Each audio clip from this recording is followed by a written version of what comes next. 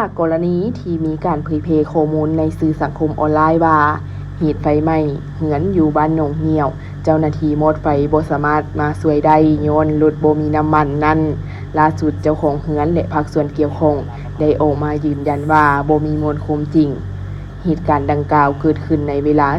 11:45 นาทีของวันที่ 17 มีนาคม 2026 อยู่บ้านหนองเหี่ยวเมืองสีโคตะบองนครหลวงเวียงจันทน์เรือนที่เกิดเหตุเป็นเรือนวิลล่าชั้นเดียวซึ่งเป็นสางเก็บเมียนเครื่องภายในมีวัตถุไวไฟจำนวนหลายสิ้นเก็ดเจียและกองยางเฮ็ดให้ไฟลุกลามอย่างรุนแรงภายหลังได้รับแจ้งเหตุแผนกตำรวจสกัดกั้นและต้านอัคคีภัยนครหลวงเวียงจันทน์ได้ประสานสมทบกับหน่วยกู้ภัยมูลนิธิ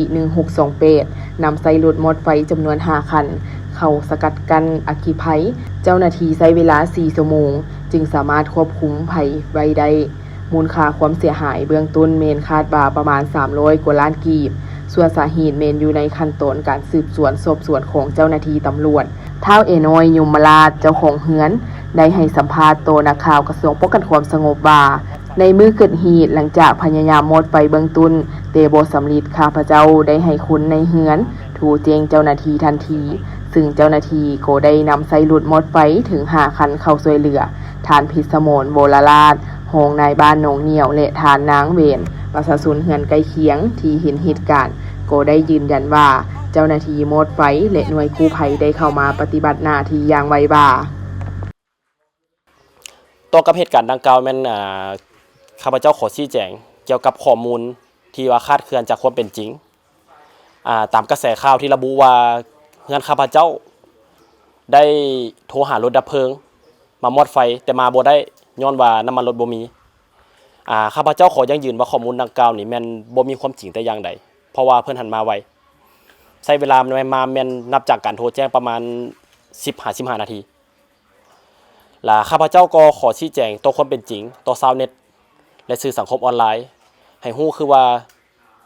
ในเวลาเกิดเหตุล่ะแม่นมีเจ้าหน้าที่ดับเพลิงได้มาเข้ามาช่วยเหลือมอดไฟช่วยเหลือครอบครัวของข้าพเจ้าเนาะได้ใช้รถดับเพลิงจำนวนประมาณ5คันจึงสามารถมอดดับได้ล่ะข้าพเจ้าขอยังยืนต่อเหตุการณ์ครั้งนี้ที่รถดับเพลิงได้มาช่วยว่าแม่นมีความจริงแท้เพิ่นได้มาช่วยไวแล้วก็บ่มีมูลความจริงในการที่แบบว่าโทรหาแล้วบ่มีน้ำมันหรือว่าข้อมูลที่คลาดเคลื่อนแต่อย่างใดข้าพเจ้าขอให้ยุติการแชร์และส่งต่อข้อมูลที่บ่มีมูลความจริงที่จะเฮ็ดให้สังคมเกิดความสับสนอันนี้ก็ให้ข้อมูลเกี่ยวกับเหตุการณ์ที่ว่ามีไฟไหม้เนาะ พระเจ้าก็ได้รับรายงานจากในบ้านว่าให้ลงมาเบิ่งเหตุการณ์เนาะข้าพเจ้าก็เลยได้สมทบกับปกส.กลุ่มบ้านหนองเหนี่ยวหันแล้วก็ทั้งปกส.เมืองเนาะลงมาก็พอดีเห็นรถเพิ่นก็ได้มาเนาะมาฉีดน้ำเนาะแล้วเกี่ยวกับข้อมูลที่ว่าเพิ่นลงสื่อสังคมออนไลน์ที่ว่าบ่มีรถดับเพลิงเข้ามานั่นเนาะแล้วว่ารถดับเพลิงเขาเบิดน้ำมันอันนั้นมันบ่มีมูลความจริงเด้ออันนั้นข้าพเจ้าให้ข้อมูลคือแนวนั้นเนาะส่วนผู้ใดที่ว่าได้เอาลงสื่อสังคมออนไลน์เนาะพอหยุดก็ให้หยุดซะมื้อนี้เนาะเพราะว่าตัวนั้นมันบ่มีมูลความจริงเนาะพอพนักงานดับเพลิงเพิ่นก็ได้มาแท้เนาะลูกสาวบ่ได้เอารถขึ้นเฮือนเนาะร้านเพิ่นร้านป้ารถไปลุมหันแต่ละมื้อเพิ่นละเอาขึ้นรถขึ้นเฮือนหั่นน่ะแล้วเราว่าสิไปนอนพักผ่อนแล้วเห็นรถอยู่เฮือนอยู่กองล่างน่ะแล้วเอาขึ้นเทิงหั่นน่ะเราเอามาแล้วเห็นเราไปเทิงจอมันหันแล้วเป็น